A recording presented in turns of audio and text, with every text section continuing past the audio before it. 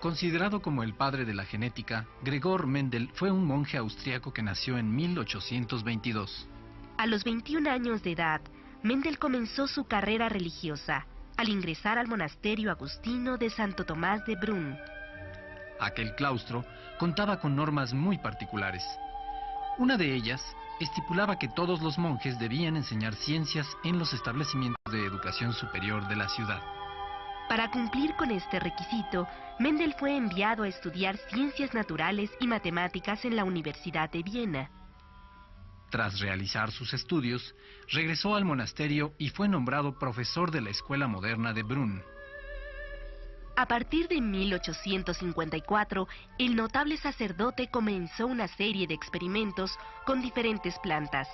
Dichos trabajos estaban orientados a descubrir los principios que regían la transmisión de las características hereditarias. Mendel comenzó sus estudios con las plantas ornamentales y los árboles de frutas del monasterio. Posteriormente, se concentró en una sola especie, la planta del chícharo común.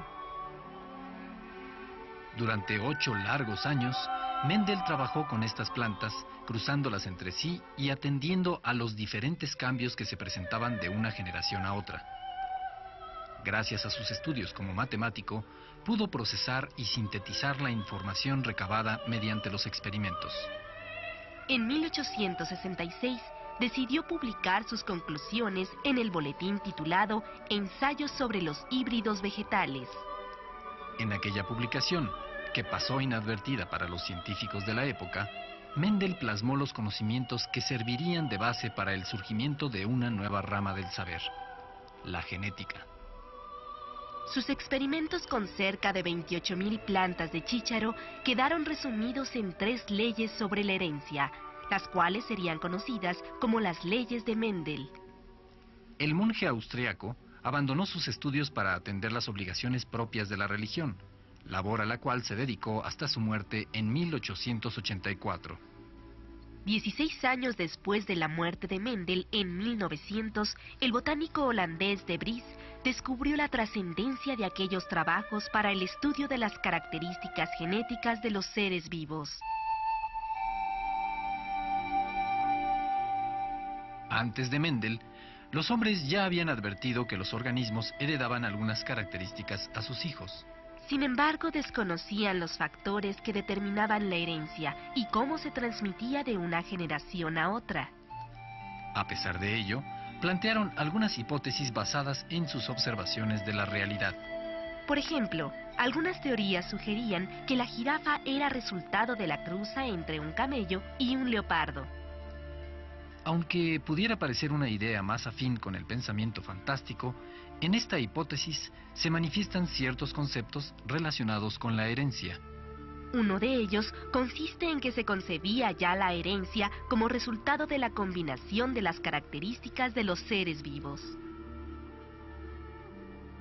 Los primeros pensamientos en torno de la herencia se relacionaron con la reproducción de los organismos.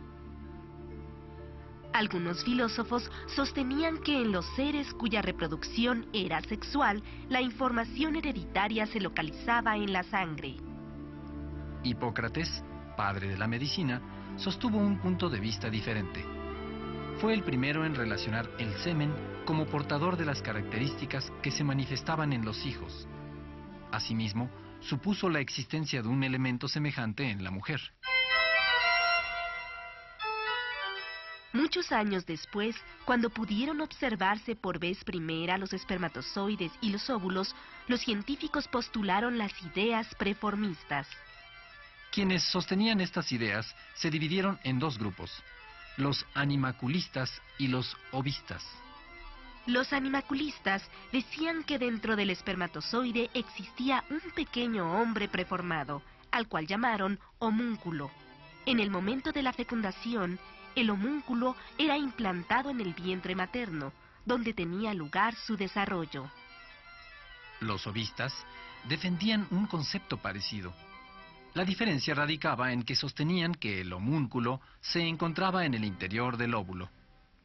Según las ideas preformistas, los factores hereditarios se encontraban determinados por el óvulo o el espermatozoide, pero no por la combinación de ambos gametos.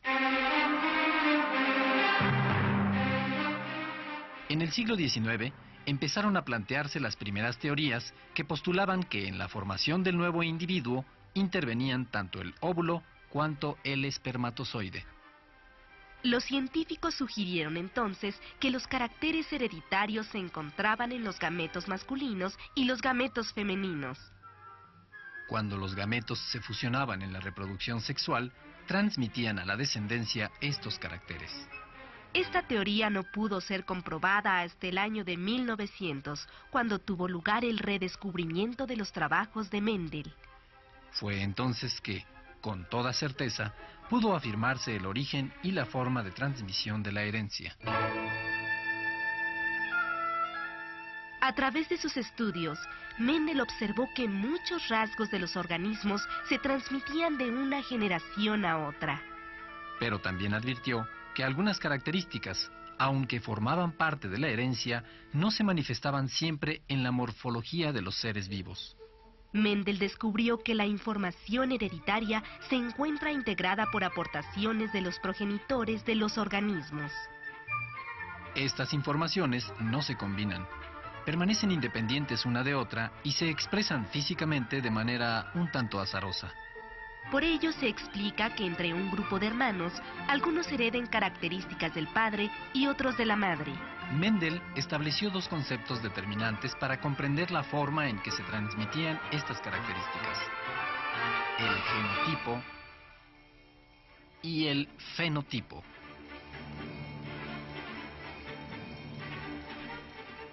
El genotipo se define como la capacidad de los organismos para transmitir y producir las características que heredan a sus descendientes. El genotipo se encuentra integrado por numerosas subunidades llamadas genes. Los genes contienen la información de todos los rasgos distintivos de un organismo. El genotipo no puede observarse directamente. Se transmite de una generación a otra y define las características de la especie. En conclusión, el genotipo es toda la información genética que posee un individuo. El fenotipo se encuentra íntimamente relacionado con el genotipo. De hecho, el fenotipo no es otra cosa que la expresión de las informaciones contenidas en el genotipo. Por ejemplo, en el genotipo, la información puede indicar la capacidad de un organismo para producir semillas redondas y lisas, o semillas rugosas y con protuberancias. De acuerdo con esta información, en el fenotipo se manifestará solo una de estas características. El genotipo contiene las informaciones y el fenotipo las ejecuta. A diferencia del genotipo, el fenotipo sí se puede observar directamente. Para decirlo de forma más sencilla, el fenotipo es la apariencia de un organismo. Cuando Mendel realizó sus experimentos, se concentró solo en ciertas características de la planta de chícharo. Estas características eran la textura y el color de las semillas, la altura del tallo, el borde de la vaina y el color de la flor. En cada experimento, Mendel se restringía a observar solo una de estas características. Siguiendo este método, advirtió que algunos rasgos se expresaban la mayoría de las veces entre las generaciones de descendientes. En cambio, otras características que no se manifestaban en sus progenitores aparecían en posteriores generaciones. Para registrar con toda precisión estas variantes, Mendel ideó una simbología basada en dos letras. Cada una de las letras correspondía a los genes de las características estudiadas. Con una letra mayúscula, Mendel representó el gen que se manifestaba la mayoría de las veces y al cual llamó gen dominante. Para designar al gen que se manifestaba solo cuando no lo hacía el gen dominante, utilizó una letra minúscula. A este gen lo nombró gen recesivo Esta simbología permitió a Mendel registrar las características que cambiaban y que permanecían entre las diferentes generaciones de las plantas de chícharos. Sus registros le ayudaron a comprender por qué en algunas generaciones las plantas tenían tallos cortos o largos, o la textura de las semillas era diferente. Fue así que un escrupuloso monje austriaco, con infinita paciencia y un método verdaderamente efectivo, descubrió los secretos de la herencia.